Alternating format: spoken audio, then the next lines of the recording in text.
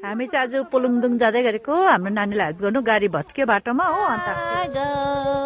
हामी चाहिँ लुलाएकै आज पुलुङदुङ गाडी भत्केर चाहिँ अब बाटो हिँड्दै हिँड्दै हिँड्दै हिँड्दै हिँड्दै गएको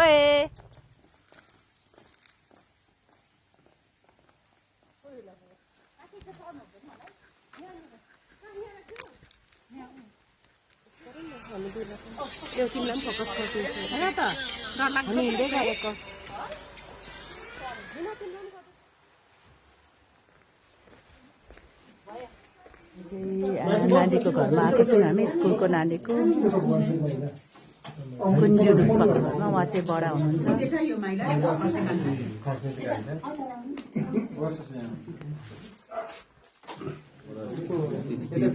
तापनि है यो सानो हाम्रो रकम हामी नानीलाई दिँदैछौँ उसको स्कुलको